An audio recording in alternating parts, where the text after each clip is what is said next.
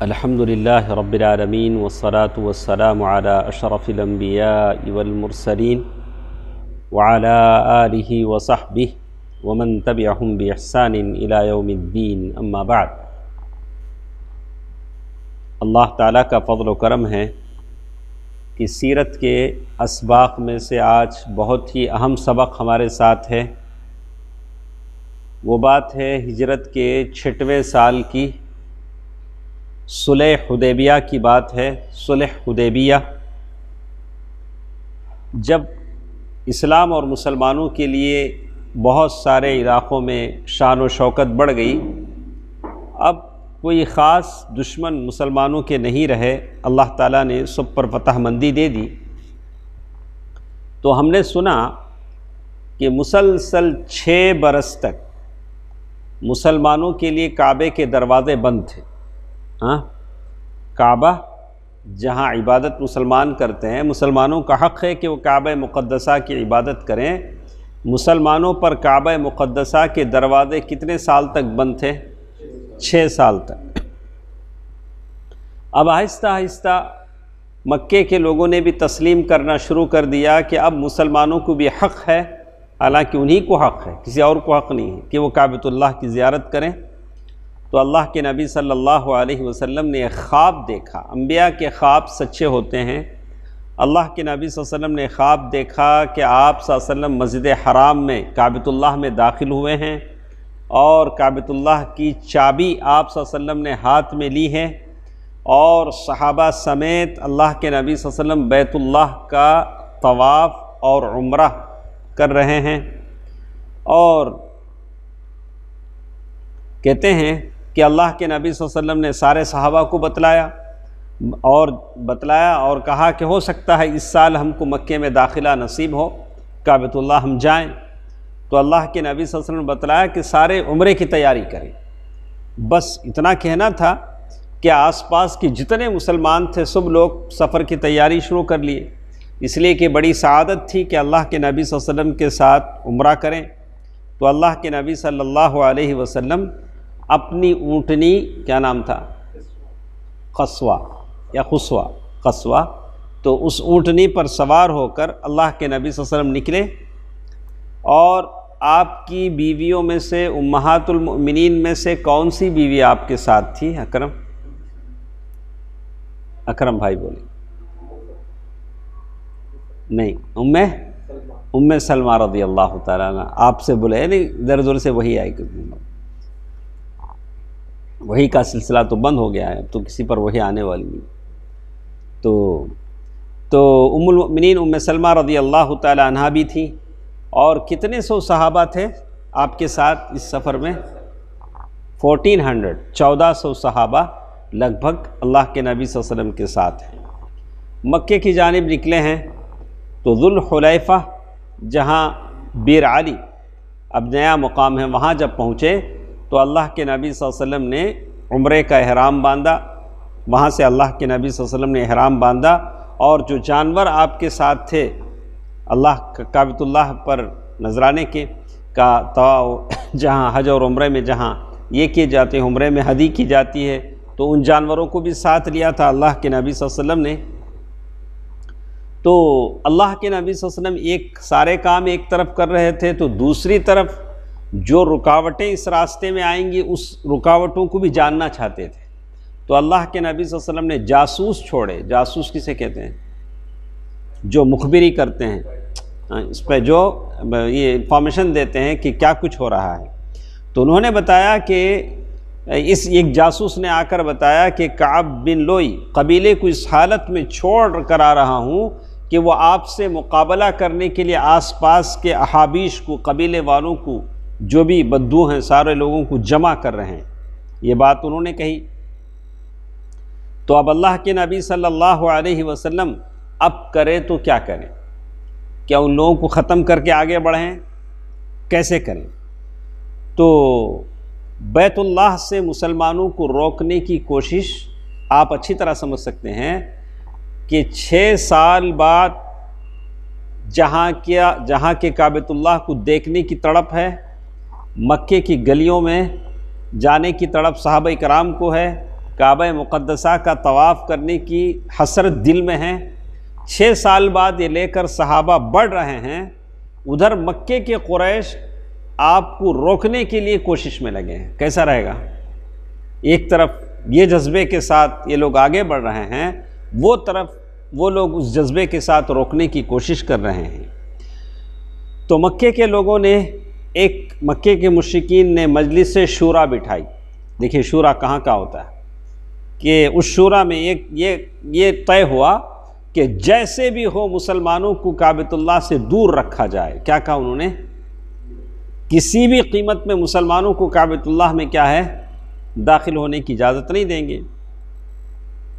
تو اللہ کے نبی صلی اللہ علیہ وسلم نے جب احابیش سے کترا کر ایک طرف سے راستہ بدل کر اللہ کے نبی صلی اللہ علیہ وسلم نے اپنا سفر جاری رکھا، مطلب اللہ کے نبی صلی اللہ علیہ وسلم کے ساتھ لوگ تھے، 1400 صحابہ تھے، چاہتے تو 1-2 ہو جاتا، مطلب مقابلہ ہو جاتا، لیکن اللہ کے نبی صلی اللہ علیہ وسلم نہیں چاہتے تھے کہ خون خرابہ ہو۔ کعبے کی زیارت کے لیے جا رہے ہیں، عمرے کا سفر ہے، کہ یہ اللہ کے نبی صلی اللہ علیہ وسلم نہیں چاہ رہے تھے کہ اس طرح کی چیزیں ہوں، یا حج کا ذی قعدہ میں سفر ہو رہا ہے۔ تو کہتے ہیں وہاں پہنچنے کے بعد بنی کعب کے ایک آدمی نے آ کر اللہ کے نبی صلی اللہ علیہ وسلم کو اطلاع دیا کہ ذی طوا مقام پر مکے کے لوگ خالد بن الولید 200 سواروں کو لے کر قراء الغمیم میں تیار کھڑے ہیں۔ ایک دوسرا پوائنٹ، پہلا کیا تھا، وہاں ایک مقابلہ تھا اور راستہ بچا کے نکلے ہیں، تو اور ایک مکے کے لوگوں میں خالد بن الولید کتنے سواروں کے ساتھ ٹھہرے ہیں؟ آپ کو یاد ہوگا کہ احد کی جنگ میں مسلمانوں پر جو زوردار مار پڑی کس کی وجہ سے؟ خالد بن الولید رضی اللہ تعالیٰ عنہ کی وجہ، جو ابھی مسلمان نہیں ہوئے تھے، یہاں بھی ابھی مسلمان نہیں ہوئے تھے، 200 سواروں کے ساتھ قراء الغیم میں کھڑے تھے، اور قراء الغمیم مین روڈ ہے جو مکہ کو جاتی ہے، مین شاہراہ ہے، اسی کو کراس کر کے آپ کو جانا ہے، اس کے علاوہ کوئی راستہ نہیں، اسی راستے پر وہ کھڑے ہیں۔ تو ایسی جگہ وہ ٹھہرے خالد بن الولید اپنے 200 سواروں کے ساتھ کہ مسلمان ان کو نظر آ رہے تھے، مسلمان ان کو دیکھ رہے تھے، یہ ان کو دیکھ رہے تھے۔ جب ظہر کی نماز کا وقت آیا، مسلمان سارے سجدے میں گئے، تو خالد بن الولید نے کہا کہ ارے یہ تو بڑا اچھا موقع ہے، مسلمان کس میں ہیں؟ سجدے میں ہیں، 1400 صحابہ کس میں ہیں؟ سجدے میں ہیں۔ اگر حملہ کرنے کا چانس ہوتا تو کیا ہوتا؟ اب ہم کیا کرتے؟ حملہ کر دیتے، لیکن اتنا جلد وہ اپنے آپ کو کیا نہیں کر سکے، موقع لے نہیں سکے۔ اب انہوں نے سوچا کہ اچھا چلو ایسا کرتے ہیں، عصر کی نماز میں ان لوگوں کو معلوم تھا کہ ظہر کے بعد کون سی نماز آتی ہے؟ عصر آتی، لیکن اللہ تعالیٰ کا کرم ایسا ہوا کہ عصر کی نماز سے پہلے صلاۃ الخوف کا حکم آ گیا۔ صلاۃ الخوف میں کیا ہوتا ہے؟ تو ان کی حسرتیں کیا ہو گئیں؟ حسرتیں رہ گئیں، ارمان رہ گئے۔ تو کہتے ہیں تو خالد نے ظہر کی نماز میں جب دیکھا کہ مسلمان رکوع اور سجدے کر رہے ہیں تو کہنے لگے کہ یہ لوگ غافل تھے، ہم نے حملہ کر دیا ہوتا تو انہیں مار لیا ہوتا، ہم نے حملہ کر لیا ہوتا تو انہیں مار لیا ہوتا۔ اس کے بعد طے کیا کہ چلو ایسا کرتے ہیں، عصر کی نماز میں مسلمانوں پر ٹوٹ پڑتے ہیں، ختم کر دیتے ہیں۔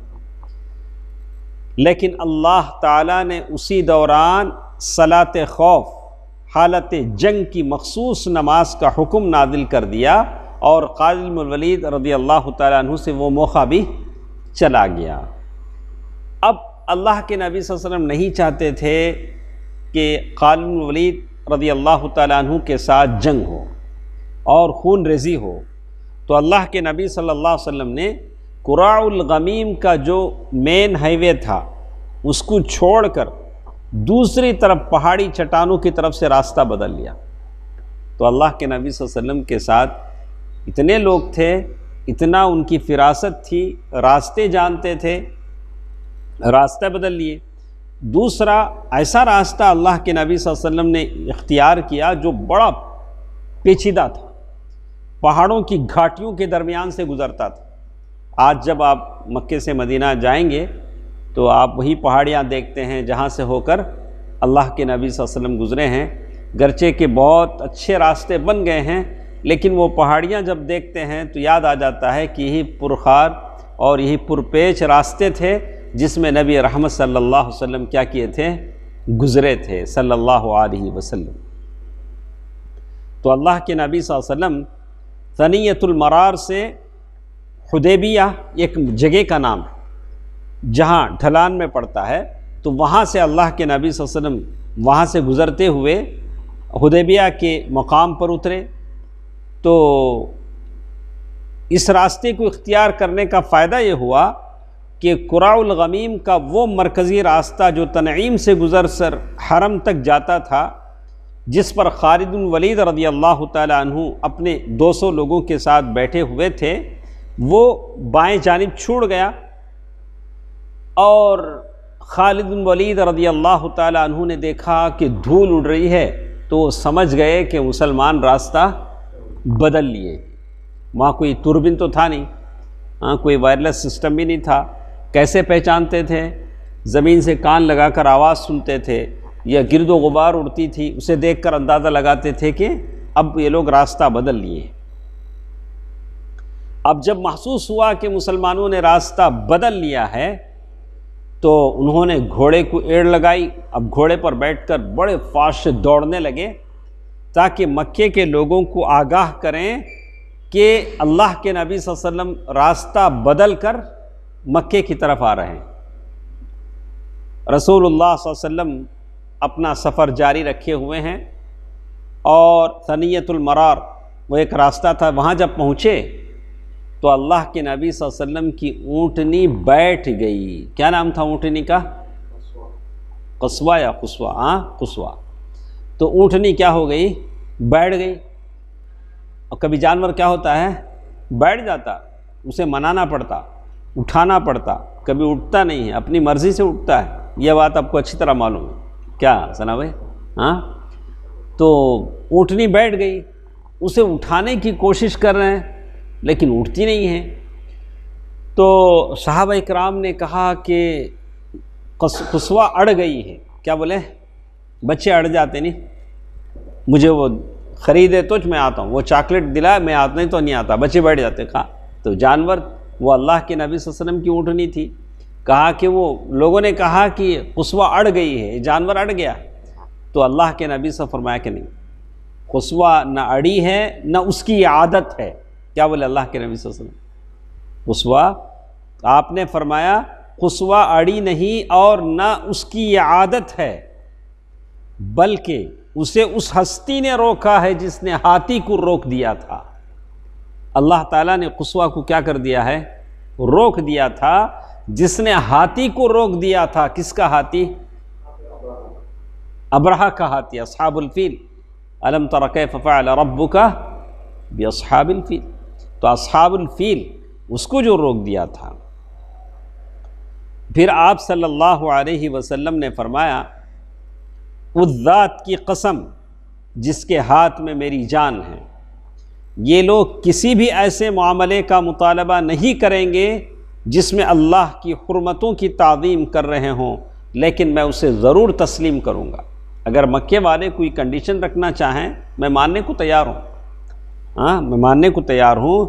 اس کے بعد آپ نے اونٹنی کو ڈانٹا تو اچھل کر کھڑی ہو گئی، اونٹنی کیا ہو گئی؟ کھڑی ہو گئی۔ پھر آپ نے راستے میں تھوڑی سی تبدیلی کی اور حدیبیہ کے آخری حصے میں پانی کا ایک چشمہ تھا، فاؤنٹین تھا، وہاں اللہ کے نبی صلی اللہ علیہ وسلم پڑاؤ کر دیے۔ وہاں ساری فوج کیا ہو گئی؟ پڑاؤ کر دی۔ اور وہ حدیبیہ کا جو چشمہ تھا فاؤنٹین، اس میں پانی تھوڑا تھا، اور تھوڑا پانی پیتے پیتے وضو بناتے بناتے پانی ختم ہو گیا۔ صحابہ پیاس محسوس کرنے لگے، پیاس کی شکایت کرنے لگے۔ اللہ کے نبی صلی اللہ علیہ وسلم نے اپنی ترکش سے تیر نکالا۔ ترکش بولے تو بیٹا تیر کا جو باکس ہوتا نہیں، اس سے تیر نکالا اللہ کے نبی صلی اللہ علیہ وسلم نے، اور حکم دیا کہ وہ پانی کے فاؤنٹین میں کیا کریں، اس کو چشمے میں ڈال دیں۔ لوگوں نے ایسے ہی کیا۔ اس کے بعد اللہ کی قسم اس چشمے سے مسلسل پانی بہتا رہا یہاں تک کہ تمام لوگ آسودہ ہو کر واپس ہو گئے۔ اس تیر کے ڈالنے کے بعد کیا ہوا، اسے چشمے پانی بہتا رہا، سارے لوگوں نے اچھی طرح پیا۔ اس کے بعد بدیل بن ورقہ، اب آپ دیکھیں گے اللہ کے نبی صلی اللہ علیہ وسلم مکہ جانے کے لیے نکلے ہیں، مکے کے لوگ مکے میں داخل ہونے سے روکنے کے لیے نکلے ہیں۔ مکے کے قریب حدیبیہ کے مقام پر اللہ کے نبی صلی اللہ علیہ وسلم نے ٹینٹ لگایا ہے، وہاں پڑاؤ کیا ہے۔ مکہ ادھر ہے، مدینہ پیچھے ہے، اور اب ایسا ہو رہا ہے کہ مکے والوں کی طرف سے بار بار لوگ آ رہے ہیں۔ کیا بولیں گے اسے؟ ایلچی بولیں گے، ایمبیسڈر بولیں گے، کیا بولیں گے؟ ایمبیسڈر کیا بولتے ہیں؟ ہاں، جو آپ کی طرف سے وہ کیا بولتا، آپ کی طرف سے جو نمائندگی کرنے کے لیے جاتا ہے، آپ کی طرف آپ کسی آدمی کو بھیج دیں، جاؤ ہماری طرف سے بات کرو، کیا بولتے ہیں؟ ہاں، ریپریزنٹ کرنے کے لیے جاتا ہے۔ تو ویسے ہی ایک آدمی آیا بدیل بن ورقہ، یہ کس کی طرف سے آیا ہے؟ بدیل بن ورقہ کس کی طرف سے آیا ہے؟ قریش کی طرف سے، اللہ کے نبی صلی اللہ علیہ وسلم سے بات کرنے کے لیے آیا ہے۔ تو رسول اللہ صلی اللہ علیہ وسلم مطمئن ہو چکے تو بدیل بن ورقہ خزاعی اپنے قبیلے خزاعہ کے چند افراد کے ساتھ حاضر ہوا۔ تہامہ کے باشندوں میں یہی قبیلہ خزاعہ رسول اللہ صلی اللہ علیہ وسلم کا بہت خیر خواہ تھا۔ بدیل نے کہا کہ میں کعب بن لوئی کو دیکھ کر آ رہا ہوں، وہ حدیبیہ کے فراواں پانی کے پاس پڑاؤ ڈالے ہوئے ہیں، وہ لوگ آپ کے مقابلے کے لیے وہاں رکے ہیں، ان کے ہمراہ عورتیں اور بچے بھی ہیں، وہ آپ سے لڑنے اور آپ کو کعبۃ اللہ سے روکنے کا تہیہ کیے ہوئے ہیں۔ تو اللہ کے نبی صلی اللہ علیہ وسلم کیا جواب دے رہے ہیں؟ ہمیں بھی دیکھ لیتے ہیں، کیا بولیں؟ اللہ کے نبی صلی اللہ علیہ وسلم کا جواب سنیے، وہ جواب ہم لوگ رہتے دیتے، کیا بولتے ہیں؟ آستین چڑھا کے بولتے ہیں۔ یہ نبی رحمت ہیں صلی اللہ علیہ وسلم، کیا بولیں دیکھیے۔ تو رسول اللہ صلی اللہ علیہ وسلم نے فرمایا ہم کسی سے لڑنے نہیں آئے ہیں، کیا بولے؟ ہم کسی سے لڑنے نہیں آئے ہیں، قریش کو لڑائیوں نے تھکا دیا ہے اور سخت نقصان پہنچایا ہے، اس لیے اگر وہ چاہیں تو ان سے ایک مدت طے کر لوں اور وہ میرے اور لوگوں کے درمیان ہٹ جائیں۔ میں چاہتا ہوں کہ ایک لمٹ ان کے ساتھ رکھ لوں، میرے اور لوگوں کے درمیان سے وہ لوگ ہٹ جائیں، میں لوگوں کو اپنا دین پہنچاتا رہوں، لوگوں کو اپنا دین پہنچاؤں، لیکن قریش میرے راستے سے کیا ہو جائیں؟ ہٹ جائیں۔ پھر میرے غلبے کی صورت میں جس چیز میری اطاعت میں لوگ داخل ہوں گے وہ بھی داخل ہو سکتے ہیں۔ اللہ مجھے ان لوگوں سے غلبہ دے دیا تو وہ لوگ بھی داخل ہو سکتے ہیں، ورنہ مدت کے اختتام تک تو وہ تازہ دم تو ہو ہی چکے ہوں گے۔ ابھی تو جنگ لڑ کے وہ لوگ تھک چکے ہیں۔ 1-2 سال 3 سال 5 سال کی جو ٹائم لمٹ ہم لیں گے، وہ ٹائم لمٹ میں وہ آرام کر کے اپنے آپ کو پھر ایک بار کیا کریں گے؟ ریچارج کر لیں گے، پھر ہو سکتا ہے بعد میں ہم دونوں جنگ لڑیں۔ اللہ کے نبی صلی اللہ علیہ وسلم سے اگر انہیں لڑائی کے سوا کچھ منظور نہیں ہے، اگر ابھی بھی وہ لوگ یہ بات بھی نہیں مانتے ہیں کہ میرے اور لوگوں کے درمیان سے ہٹ جائیں، صلح صفائی کر لیں، اگر وہ لوگ نہیں مانتے ہیں سوائے جنگ کے، تو اللہ کے نبی صلی اللہ علیہ وسلم نے کیا کہا؟ اس ذات کی قسم جس کے ہاتھ میں میری جان ہے، میں اپنے دین کے معاملے میں ان سے اس وقت تک لڑتا رہوں گا جب تک کہ میری گردن الگ نہ ہو جائے۔ کون بول رہے ہیں؟ اللہ کے نبی صلی اللہ علیہ وسلم۔ یا جب تک اللہ اپنا معاملہ نافذ نہ کر دے تب تک میں کیا کرتا رہوں گا؟ پہلے تو اللہ کے نبی صلی اللہ علیہ وسلم نے لڑائی کی بات نہیں بولے، پہلے کیا بولے؟ یہ رولز ہیں، میں چاہتا ہوں کہ میرے اور لوگوں کے درمیان سے ہٹ جائیں، نہیں لڑائی ہونا ہے تو اس کے لیے بھی ہم تیار ہیں۔ بدیل بن ورقہ جس نے یہ باتیں سنی تھی اس نے کہا کہ آپ جو کچھ کہہ رہے ہیں میں جا کر قریش کو پہنچا دیتا ہوں، آپ کی بات قریش کو بول دیتا ہوں۔ اس کے بعد وہ قریش کے پاس پہنچا اور بولا میں محمد صلی اللہ علیہ وسلم کے پاس سے آ رہا ہوں، میں نے ان سے ایک بات سنی ہے، اگر تم چاہو تو میں تمہارے سامنے پیش کر دوں۔ بدیل بن ورقہ کس سے بول رہے ہیں؟ قریش سے۔ اب قریش میں تھوڑے شارٹ ٹیمپر بھی رہتے ہیں، بیوقوف لوگ۔ بیوقوفوں نے کیا کہا، ہمیں کوئی ضرورت نہیں ہے کہ تم ہم سے ان کی کوئی بات بیان کرو۔ کیا بولے؟ ان کے کیا باتیں ہمیں سننے کا ہم کو ضرورت نہیں۔ لیکن جو لوگ سوجھ بوجھ رکھتے تھے انہوں نے کہا لاؤ سناؤ تم نے کیا سنا ہے، محمد کیا بول رہے ہیں۔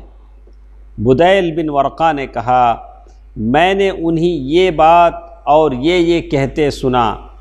اس پر قریش نے مکرس بن حفص، کون ہے وہ، اس آدمی کو بھیجا، اور ایک کے بعد ایک۔ اسے دیکھ کر رسول اللہ صلی اللہ علیہ وسلم نے فرمایا کہ یہ بدعہد آدمی ہے۔ دیکھ کر اللہ کے نبی صلی اللہ علیہ وسلم کیا بول رہے ہیں، یہ بدعہد آدمی ہے۔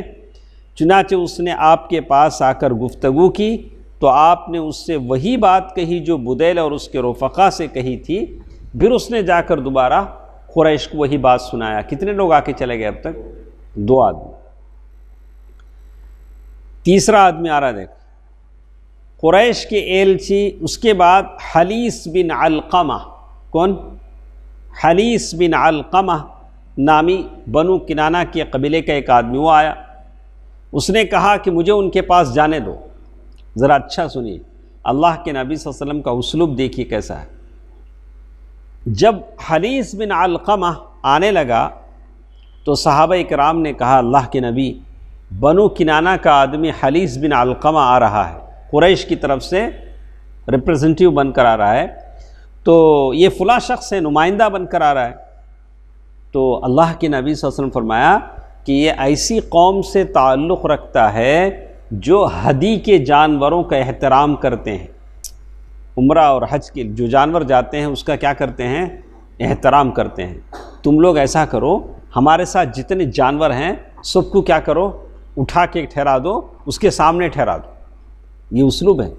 آپ کسی آدمی کو گھر بلانا چاہتے ہیں تو پہلے اس کا مزاج پڑھیں، اس کا مزاج پڑھ کے آپ کسی دیندار آدمی کو گھر میں بلا رہے ہیں مہمان بنانے کے لیے، تو وہاں آپ کے گھر میں بھی کیا ہونا چاہیے؟ دینداری کے حساب سے ارینجمنٹ ہونا چاہیے۔ نہیں بددین آدمی کی طرح اگر اس کے ساتھ سلوک کریں گے تو وہ کیا بولے گا، شاید اس گھر میں دینداری نہیں بولے گا۔ تو جس آدمی کے ساتھ ہم ڈیل کرنے جا رہے ہیں اس آدمی کے مزاج کو کیا کرنا چاہیے، پہلے پہچاننا چاہیے۔ اللہ کے نبی صلی اللہ علیہ وسلم نے حلیس بن علقمہ کو دیکھا کہ وہ ہدی کے جانوروں کا احترام کرتے ہیں، تو اللہ کے نبی صلی اللہ علیہ وسلم نے کہا کہ جانوروں کو کھڑا کر دو۔ صحابہ نے جانوروں کو کھڑا کیا اور خود بھی لبیک پکارتے ہوئے اس کا استقبال کیا۔ تو پہلے سے اس کے پاس جانوروں کا احترام زیادہ، اس قبیلے کے پاس۔ تو اس شخص نے کیفیت دیکھی تو کہا سبحان اللہ، ان لوگوں کو بیت اللہ سے روکنا، ان لوگوں کو بیت اللہ سے روکنا ہرگز مناسب نہیں ہے۔ کیا بولا وہ؟ ارے یہ لوگ تو جانور لائے ہیں، بیت اللہ جانا چاہتے ہیں، ان لوگوں کو ہم کیسے روکیں؟ اور وہیں سے اپنے ساتھیوں کے پاس چلا گیا اور بولا میں نے ہدی کے جانور دیکھے ہیں جن کے گلوں میں قلادے ہار ہیں اور جن کے کوہان چیرے ہوئے ہیں، اس لیے میں مناسب نہیں سمجھتا کہ انہیں بیت اللہ سے روکا جائے۔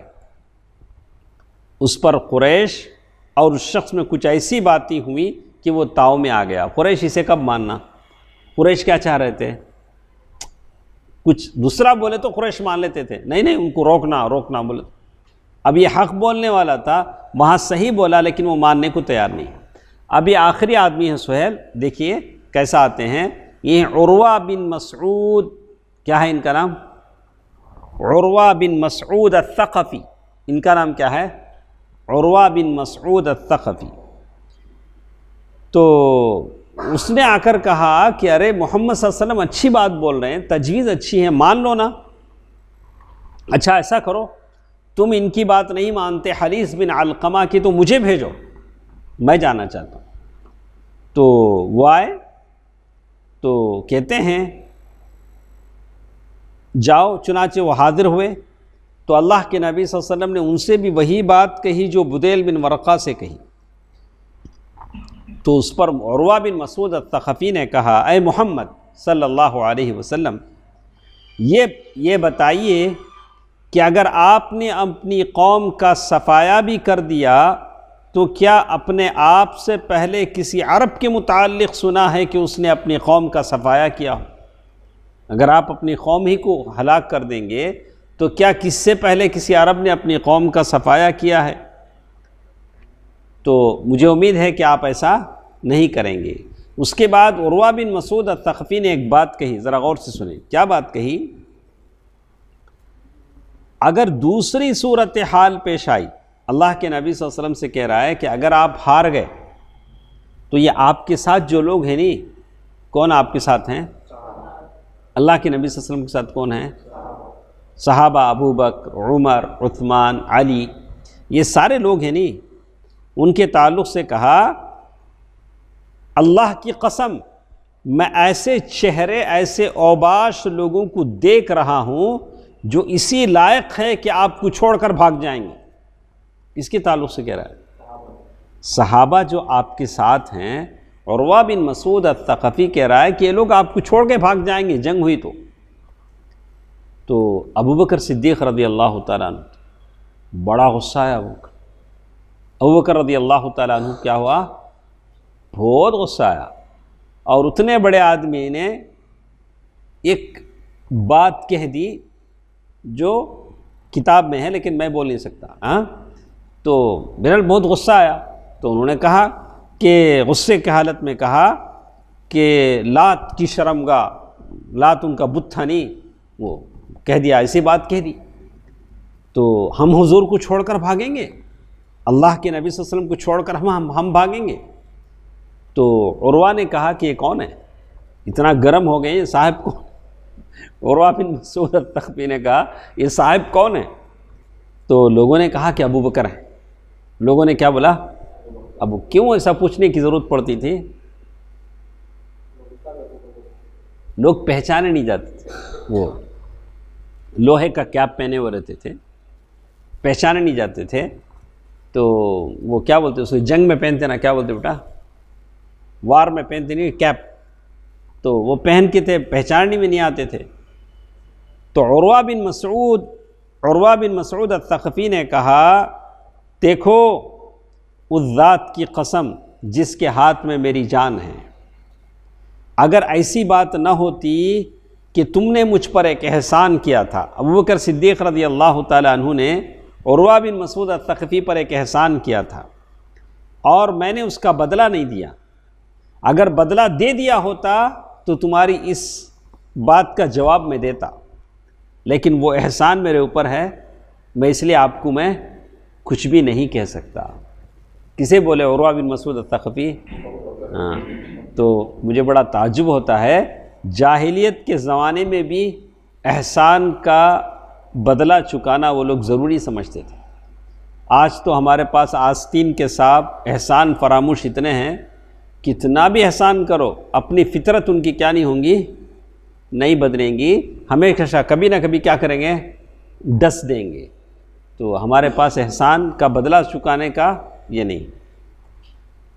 اس کے بعد دیکھو اور ایک صاحب آتے ہیں، اس کے بعد عروہ نبی صلی اللہ علیہ وسلم سے بات کرتے کرتے کیا کرتا، داڑھی پکڑ لیتے، بات کرتے کرتے کیا کرتے، اللہ کے رسول کی داڑھی پکڑ لیتے۔ تو مغیرہ بن شعبہ رضی اللہ عنہ صحابی ہیں، نبی کے سر کے پاس کھڑے ہیں، ہاتھ میں تلوار ہے اور سر پر کیپ، خود ہے، اسے خود بولتے ہیں، آئرن کی جو کیپ ہوتا ہے نا۔ عروہ جب نبی صلی اللہ علیہ وسلم کی داڑھی پر ہاتھ بڑھاتا، عروہ جب اللہ کے نبی صلی اللہ علیہ وسلم داڑھی کو لیتے تو تلوار کا مٹ لے کو ہاتھ پہ ایسا مار دے، تلوار کا بیک سائڈ رہتا نہیں، ہاتھ در بول کے دیتے، ہاتھ نکال، پہلے اللہ کے نبی صلی اللہ علیہ وسلم کی داڑھی پہ ہاتھ رکھتا، ہاتھ نکال بول۔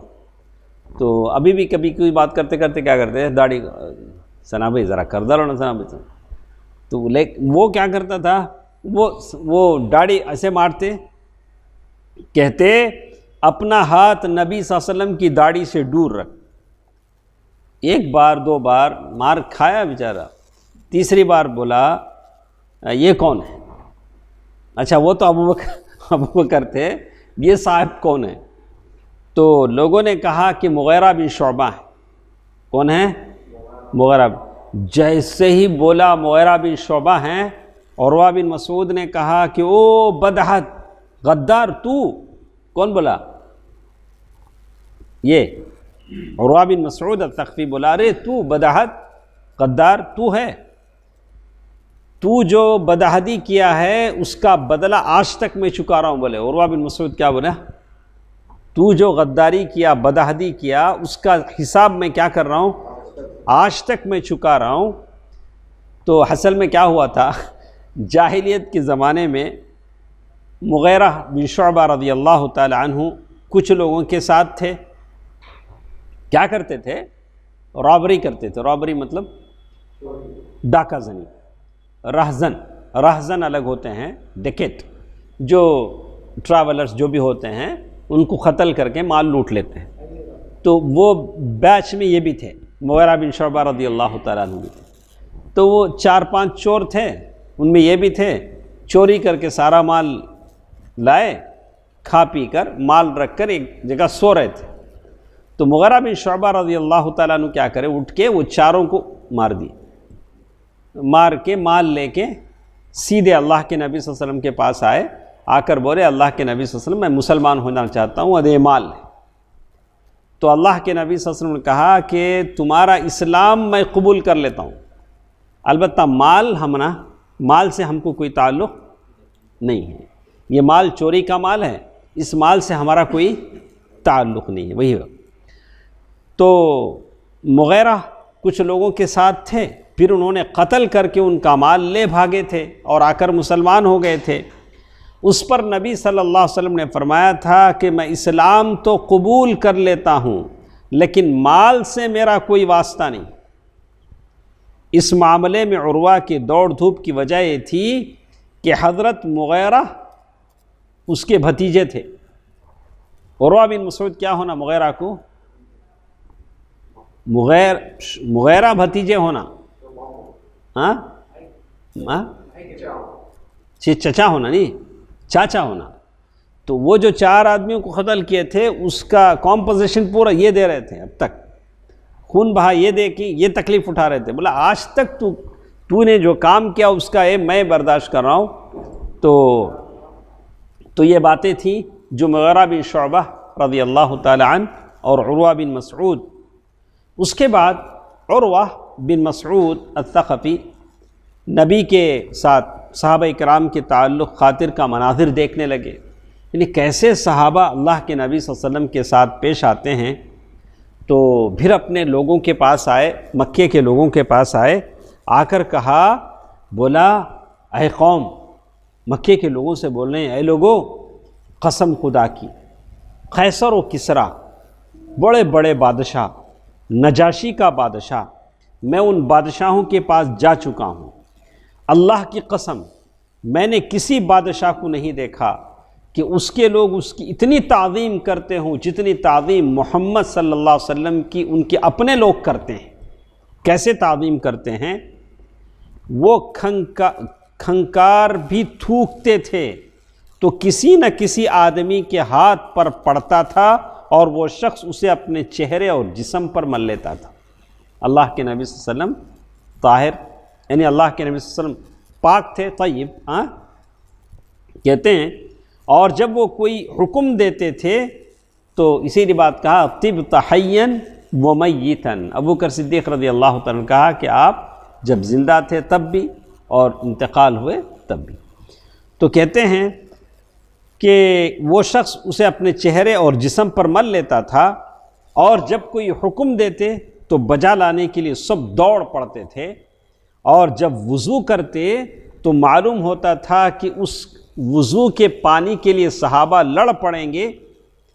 جب بات کرتے اللہ کے نبی صلی اللہ علیہ وسلم تو سارے لوگ آواز نیچی کر لیتے تھے، اور اتنی تعظیم تھی کہ کوئی صحابی نظر بھر کر اللہ کے نبی صلی اللہ علیہ وسلم کو دیکھتے نہیں تھے، ایسا گور کے چہرہ کبھی اللہ کے نبی صلی اللہ علیہ وسلم کو دیکھنے کی ہمت کسی میں نہیں تھی۔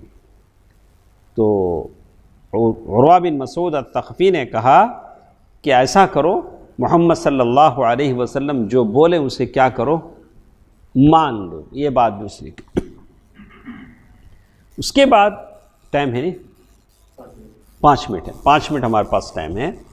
اس کے بعد قریش کے پرجوش چند لوگوں نے کہا کہ ایسا کرتے ہیں محمد صلی اللہ علیہ وسلم ہی کو ختم کر دیتے ہیں۔ تو اس کے لیے وہ تیار ہوئے۔ تو رات کو چپکے سے نکلے اللہ کے نبی صلی اللہ علیہ وسلم کے کیمپ میں جانے کے لیے کہ ایسا کریں کچھ کر کے جنگ کی آگ بھڑکا دیں۔ رات کے اندھیرے میں 70 یا 80 نوجوان جبل تنعیم سے اتر کر مسلمانوں کے کیمپ میں چپکے سے گھسنے کی کوشش کی، لیکن اسلامی کمانڈر کے جو چیف تھے محمد بن مسلمہ، کہاں سے ان کا نام ہم پڑھتے آ رہے ہیں؟ کعب بن اشرف کے زمانے سے۔ تو یہ ہمیشہ چاق چوبند رہتے تھے، ہوشیار رہتے تھے۔ تو انہوں نے ان 70 یا 80 آدمیوں کو گرفتار کر لیا جو اس نیت سے آئے تھے مکے کے لوگوں کے، سب کو گرفتار کر لیا۔ پھر نبی صلی اللہ علیہ وسلم نے صلح کے خاطر ان سب کو معاف کرتے ہوئے آزاد بھی کر دیا۔ اللہ کے نبی صلی اللہ علیہ وسلم نے آزاد کر دیا، جیسے اللہ تعالیٰ نے قرآن میں کہا وَهُوَ الَّذِي كَفَّ أَيْدِيَهُمْ عَنْكُمْ وَأَيْدِيَكُمْ عَنْهُمْ بِبَطْنِ مَكَّةَ مِنْ بَعْدِ أَنْ نَظْفَرَكُمْ عَلَيْهِمْ، وہی ہے جس نے بطن مکہ میں ان کے ہاتھ تم سے روکے اور تمہارے ہاتھ ان سے روکے، اس کے بعد کہ تم کو ان پر قابو دے چکا تھا۔ یہاں تک یہ بات ہو گئی۔ انشاءاللہ کل کے درس میں ہم پڑھیں گے، کل بھی ہمارا درس ہے، کل جمعرات ہے، کل بھی ہمارا درس ہے۔ ہاں سارے لوگ رہیں گے نہیں؟ ہاں کیسے رہیں گے؟ دل و جان سے رہیں گے ہاں انشاءاللہ۔ تو کہتے ہیں کہ اللہ کے نبی صلی اللہ علیہ وسلم نے اس کے بعد عثمان بن عفان رضی اللہ تعالیٰ عنہ کو مکہ بھیجا تاکہ مکے والوں سے بات کریں۔ اپنے داماد کو عثمان بن عفان رضی اللہ تعالیٰ عنہ کو مکہ بھیجا تاکہ مکے والوں سے بات کی جائے وہاں کیا ہوتا ہے، اور اسی طرح بیعت رضوان ہے۔ اس کے بعد اللہ کے نبی صلی اللہ علیہ وسلم اور مکے والوں میں صلح ہوتی ہے۔ صلح کے دفعات لکھے جاتے ہیں، دفعات بولے تو کنڈیشنز، صلح کیا کیا کریں گے وہ ساری باتیں لکھی جاتی ہیں۔ انشاءاللہ یہ سب کل کے درس میں پڑھیں گے۔ اور ایک بہت ہی دلچسپ چیز، بہت ہی ایمان کو تابناک بنانے والا واقعہ ہے ابو جندل کا۔ کس کا؟ ابو جندل رضی اللہ عنہ، جو دفعات جب لکھے جا رہے تھے تب وہ مکے سے نکلے تھے مدینہ جانے کے لیے۔ پھر کیسے اللہ کے نبی صلی اللہ علیہ وسلم نے ان کے ساتھ ٹریٹ کیا، کیسے سلوک کیا ابو جندل، انشاءاللہ یہ ساری بات انشاءاللہ کل کے درس میں ہم سنیں گے۔ اللہ تعالیٰ بہتر بات سننے اور عمل کرنے کی توفیق دے، آمین۔ والسلام علیکم ورحمۃ اللہ وبرکاتہ۔